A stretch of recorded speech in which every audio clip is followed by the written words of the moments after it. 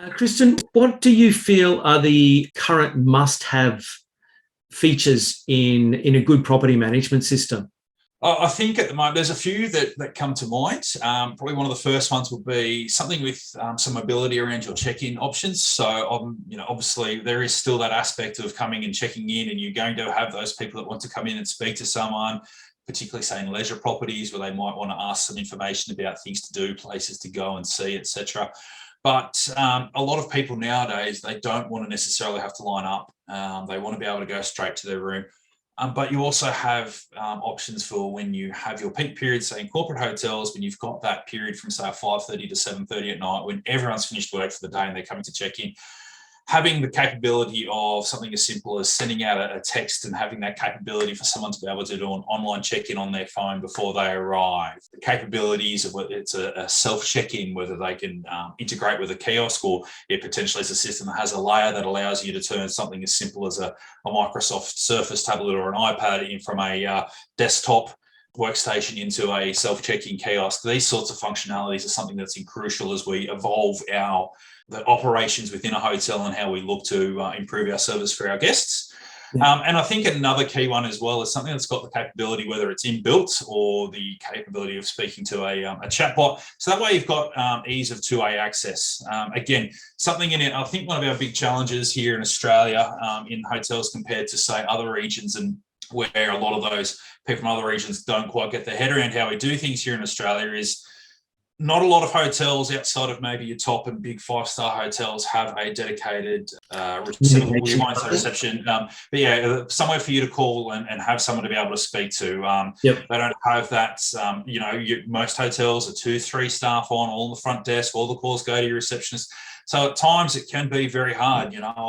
I think back to my days of I've got the phone in the ear, I'm trying to check in a guest, because you want to serve the guest in front of you, but at the same time you want to attend to your guests that are in their rooms and help their requests, and not then get frustrated because the phone's not being answered. So having that capability for someone to be able to, I could be there, Brendan, with you in front of me, checking you in, and I've got another guest that's got a request that comes through, or they want to speak to someone, they can use that chatbot. So while I'm there processing your check-in, I can just be very quickly typing to that person, giving them an update and saying, okay, yeah, fantastic, thank you. I've acknowledged or received your request. I'll just attend to you once I've finished with the check-in, or you can do that at the same time and say, thank you, Mr. Granger, I've got your request for the towels. I'll have someone send that up as soon as possible. So it allows a lot more real time and ease of communication with your guests, I think, is something that's very important. Probably the third one I would say as well, particularly as we're looking to try and upsell in hotels and grab business in all of the different parts, is what is referred to as an SGI, or a single guest itinerary. And that's a capability within your, say you've got a PMS with its booking engine, that allows you to have the ability to book every other aspect of operation in the hotel as well. So it could be as simple, if you're just a hotel with a restaurant on site, that you can come in, book. It might be, I want to take my wife there for a nice getaway. It might be an anniversary, or just a weekend away, child free.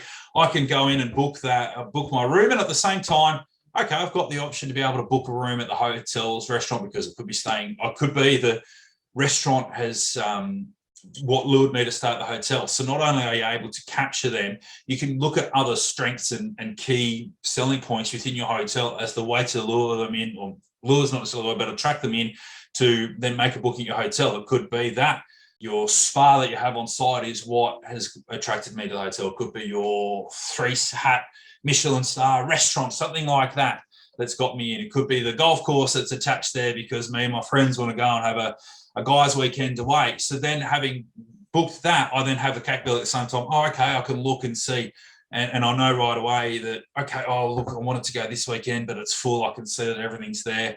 Okay, I quickly call the guys, and then I book it all in one go. Not, okay, I'm going to book this, and then I'll go to book this, and hang on, it's different. And then having to go back and forth between the two. You do it all at the same time. You then confirm it all at once. You've got it all in your single itinerary there.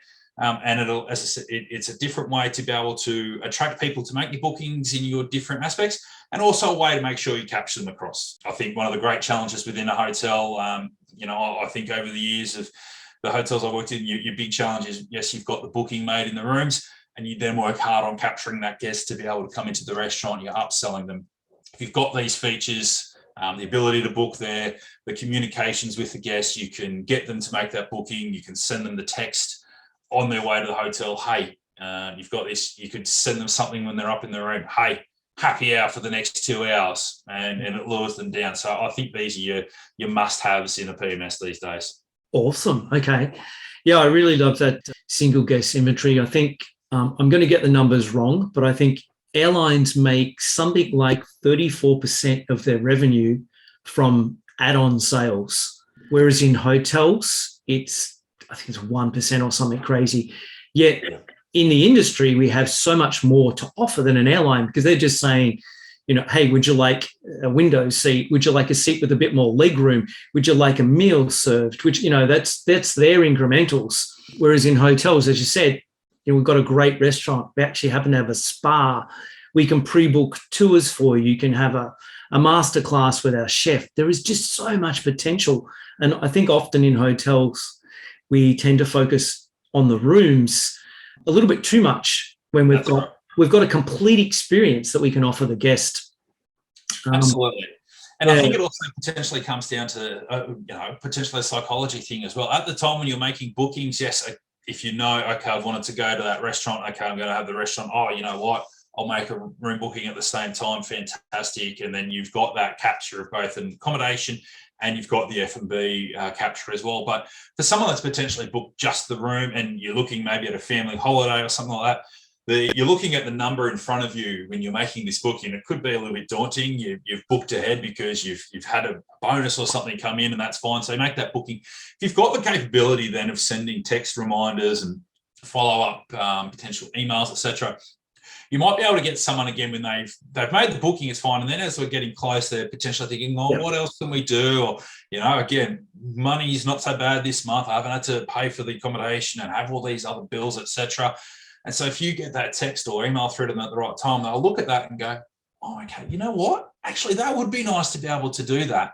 So if you can do that before they've come into the hotel, it makes life a lot easier. Obviously, yes, you're still going to try and do it in the hotel, but if you're increasing your number of opportunities to try and do that, obviously you're going to have a better strike rate. If you're only giving yourself one opportunity at the time of check-in, it's, you've got one shot. You've really got to make it stick. Whereas if you just sort of, you're not badgering, but you're just a little reminders here and there, little prompters, you've got a greater chance, because if you don't get necessarily that first text or email, you send another one as a follow-up, it just starts to plant that seed of thought. And it might be, it could be that last opportunity you've got when the guest comes and checks in and you say, oh, look, just to let you know, we're running this tonight in the restaurant, or we've got happy hour going on. Oh, yeah, you know what? I don't mind that. I'll do that. Once they're checking in, they're wanting to immerse themselves. So I think anything that's going to give you that greater opportunity to try and secure that incremental revenue, it's an area that within hotels we can certainly do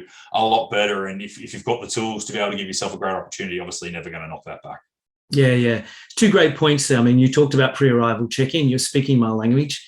I don't know why we're not doing more of it. Airlines have shown us that it works. Absolutely. 75% of people, I think, statistically check into the flight before they even arrive at the airport. And I think those numbers are probably slightly downplayed because of international, whereas domestic, I think if you just looked at domestic, it would be higher. I agree. Yeah.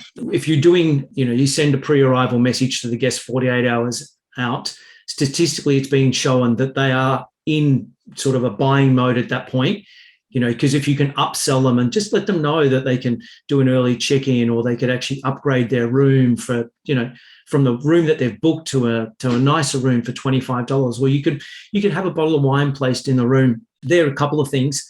The other thing, I was reading an article that McDonald's have worked out that technology is better at doing the upsells than their staff, unfortunately. So they're not suggesting staff, ask that question, would you like fries with that anymore?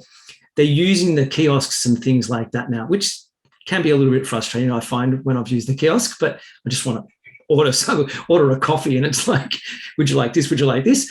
But if it's done correctly, I think what McDonald's have found is that staff are sometimes too busy or too flustered to actually to offer upsells consistently.